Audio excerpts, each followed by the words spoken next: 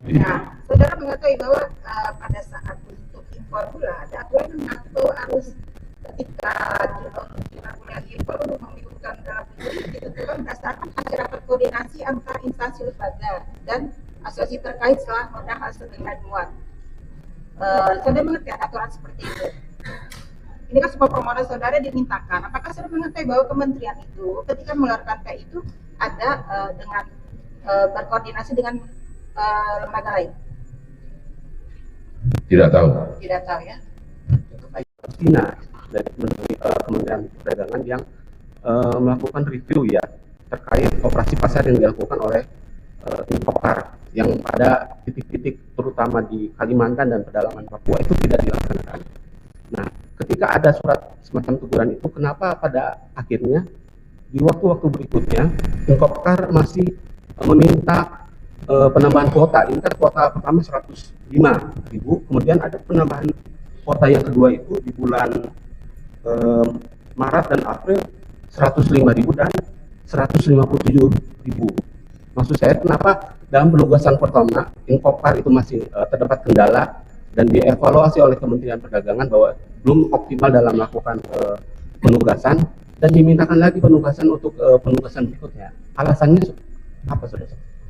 Pada saat itu karena gula masih susah di beberapa daerah, sehingga tetap operasi pasar harus dilanjutkan. Ya. Itu perintah kepada kami. Oke. Nah, sehingga harus diajukan lagi begitu untuk kebutuhan operasi pasar. Ya. Ini kan di surat tertanggal 22 Februari ini Dirjen Perdagangan Dalam Negeri terkait pelaksanaan operasi pasar yang dilakukan oleh Infopar ada review atau pantauan bahwa di Provinsi Kalimantan dan Papua itu belum ditemukan adanya pendistribusian gula yang dilakukan oleh Infopar. Nah, ini belum dilaksanakan, tapi kemudian ada permohonan lagi untuk penambahan kuota gula tadi.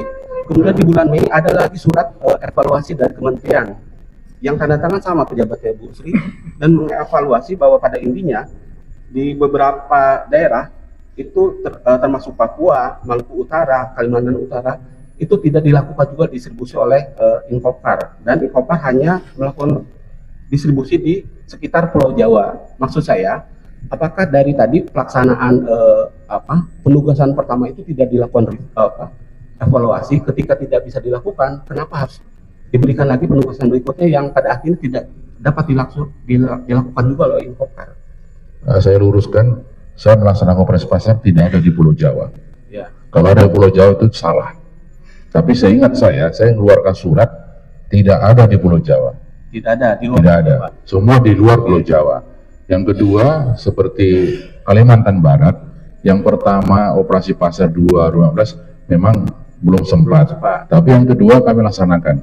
Karena saya sendiri yang membuka di Entekong, dengan Ibu Sri itu juga ikut hadir di Entekong, sama di Pontianak ikut juga Ibu Sri itu. Kalau di Papua? Di Papua kita tidak bisa. Disebutkan kesulitan transportasi. Oke. Ya, jadi tidak sempat operasi pasar secara besar-besaran di sana. Jadi khusus Papua itu tidak terlaksana di penugasan pertama? Tidak terlaksana di penugasan pertama. Jadi pada akhirnya penugasan yang dilakukan dalam pengadaan gulanya dilakukan oleh Angel Product, kemudian dalam distribusinya itu dibantu oleh distributor. Betul. Itu dilaporkan semuanya ke kementerian, Pak?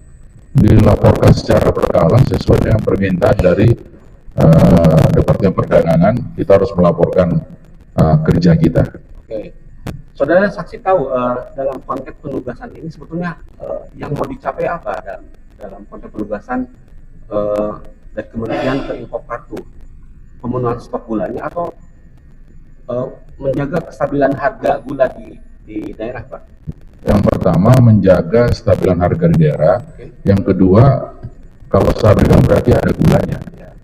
Kenapa harga tidak stabil? Karena tidak ada gulanya. Okay. Nah, jadi dua poin itu yang kita melaksanakan penugasan. Itu kan inti dari penugasan itu kayak menjaga kestabilan dan pemenuhan stok. Nah, terkait dengan menjaga kestabilan harga, bagaimana caranya PT Infopar ini bisa memantau kerja-kerja distributor di bawah untuk dalam konteks ini, Pak, menjaga stabilisasi harga? Ini kan distributor mendapatkan keuntungan juga, Pak. distributor mengambil ke end product, kemudian distributor lagi ada sub distributor, ada margin keuntungan yang didapatkan oleh masing-masing distributor maupun distributor. Bagaimana caranya Inkopar bisa mengontrol stabilisasi harga ini Pak, sehingga tujuan penugasan bisa dicapai? Kita menggunakan kodim setempat, harus melaporkan tiap minggu tentang harga gula, karena pimpinan Angkatan Darat juga minta laporannya. Jadi berjenjang dari kodim ke Inkopar, dia pun mengirim tembusan kepada Kasat. Saya juga per minggu laporan kepada Kasat bahwa kita melaksanakan operasi pasar di mana saja, harga berapa, kondisi bagaimana. Kalau pelaksanaan di lapangannya Pak, ketika masing-masing distributor melakukan penjualan ke pasar itu didampingi oleh Inkopar, Pak? Ada yang didampingi, tapi secara totalitas 90% kita ada terus di daerah. Kalaupun kita nggak ada, yang ada di sana adalah teritorial setempat yang mendampingi, karena operasi pasar itu butuh pengamanan, karena berebut orang. Itu kita saksikan sendiri. Jadi kalau nggak ada yang mengamankan operasi pasar itu, disebut kewalahan gitu. Belum turun dari itu, sudah dirampok begitu kira-kira. Itulah budaya kita gitu. Belum turun barangnya, sudah dirampok begitu. Di sisi keamanan yang konsen dari Inkopar, sebenarnya dari sisi aspek keamanan ya Pak? Ya, itu juga termasuk kita harus dampingi distributor.